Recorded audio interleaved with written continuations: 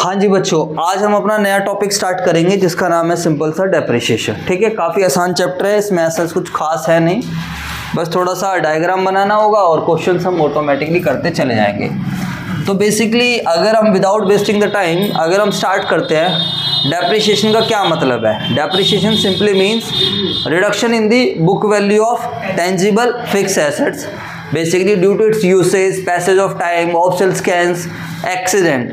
किसी भी tangible fixed assets की जब हम यूज़ करते हैं या एक्सीडेंट की वजह या नॉर्मल वियर एंड टीयर की वजह से उसकी वैल्यू में जो क्या आती है, गिरावट आती है, उसकी बुक वैल्यू में जो गिरावट आती है, that is basically known as depreciation.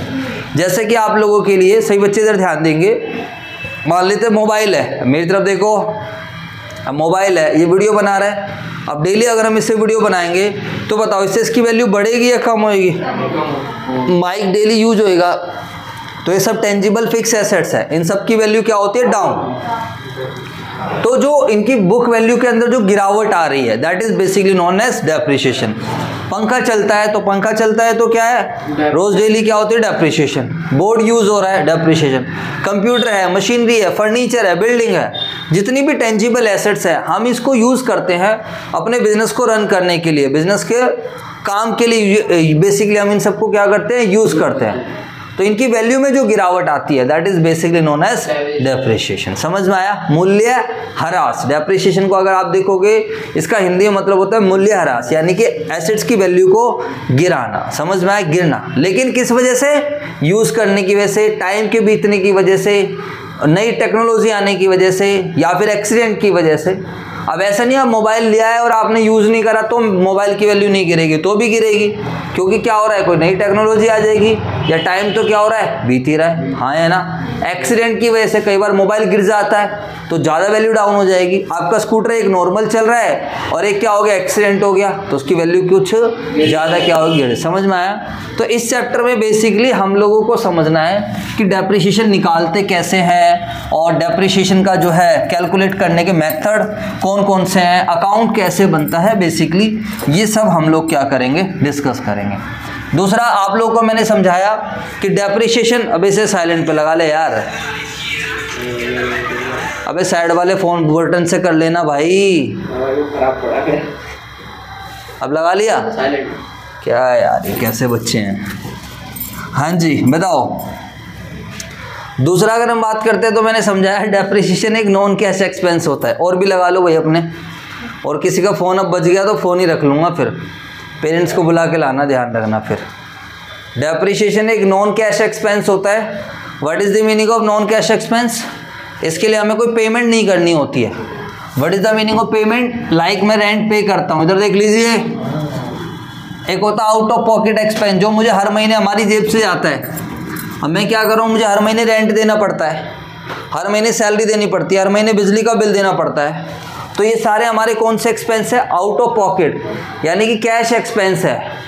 But क्या डेप्रिसिएशन के लिए भी हमें किसी को पैसे देने पड़ते हैं, नो। आप बोर्ड यूज़ करो, एक बार खरीद लिया तो आप ये क्या होगे, 10,000 का खरीदा था, अब 1000 वैल्यू गिर गई तो 9,000 का बच गया।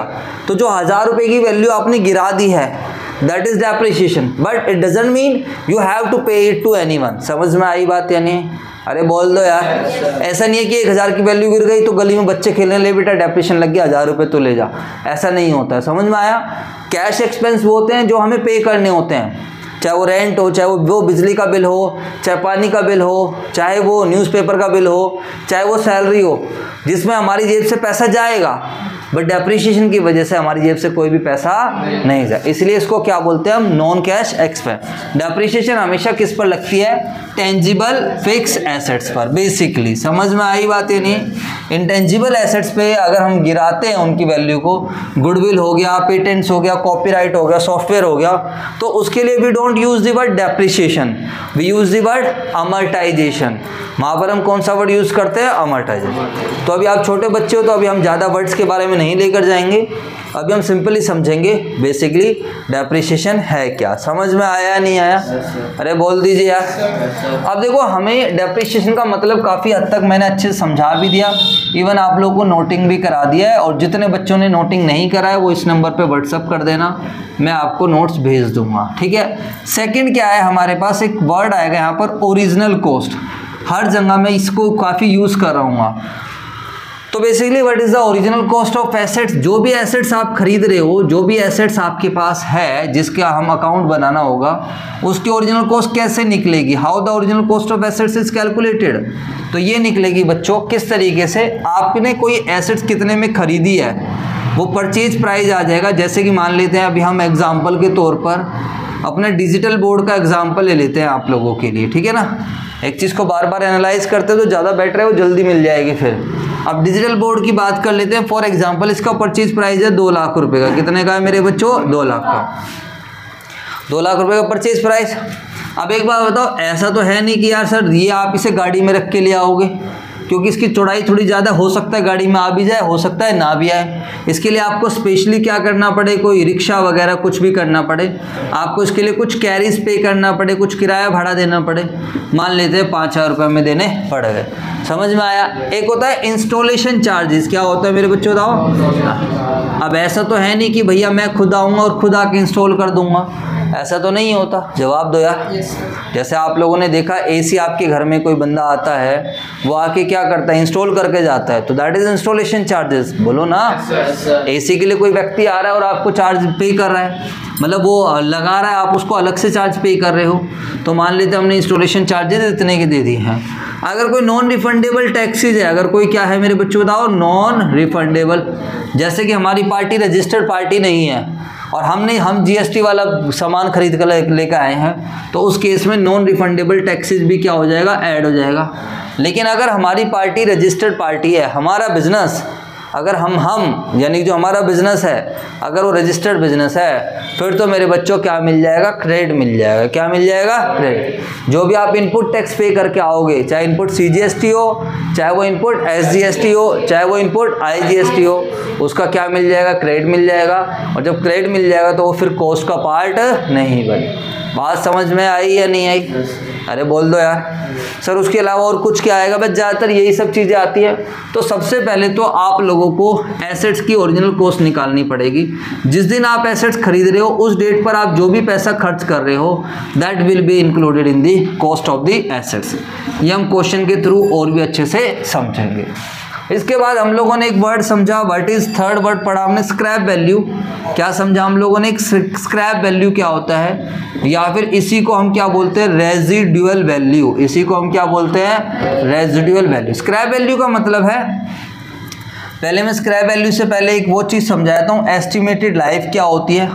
तो what is the meaning of estimated life? यार मैं कोई बोर्ड खरीद रहा हूँ या मैंने मोबाइल खरीदा, तो आई एम एस्टिमेटिंग दैट कि ये मोबाइल 2 साल चल जाएगा, ये मोबाइल 5 साल चल जाएगा। या प्रोजेक्टर लेकर आ रहे हो या कोई गाड़ी खरीद रहे हो, इधर देख लीजिए, जैसे हम कोई 4 व्हीलर खरीदते हैं तो एज पर लॉ भी कहा जाता है कि इसकी लाइफ कितनी है, 15 साल। गाड़ी की लाइफ कितनी होती है बेसिकली, 15 साल। अब मान लेते हैं हमने कोई बोर्ड खरीदा है, तो बोर्ड खरीदने का ये मतलब थोड़ी वो ज़िंदगी भर चलता रहेगा।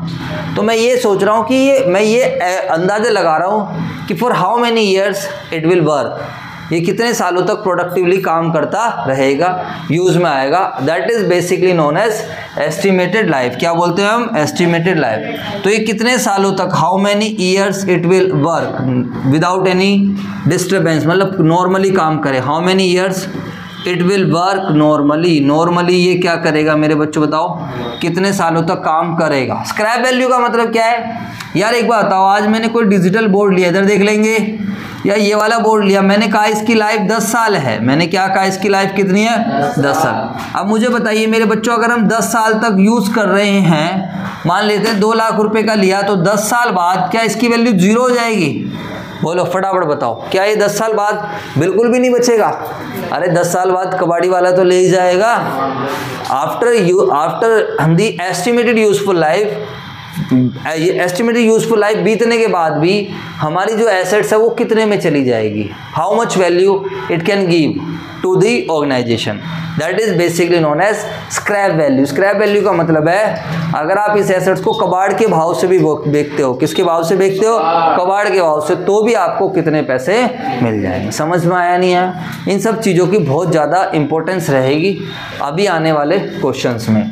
तो यहाँ तक अगर किसी बच्चे को कोई भी प्रॉब्लम है तो पहले ये पूछ लो कि डेप्रिसिएशन क्या होता है, ओरिजिनल कॉस्ट क्या है, स्क्रैप वैल्यू क्या है और एस्टिमेटेड लाइफ क्या है। अभी हम डिस्कस करेंगे मेथड्स, और मेथड्स मैं आपको कराऊंगा अपने क्वेश्चन के थ्रू। अकाउंटिंग कैसे करते हैं वो सारा भी हम डिस्कस करेंगे। तो यहाँ तक अगर किसी को भी प्रॉब्लम है तो आप मेरे से क्या कर सकते हो, पूछ सकते हो।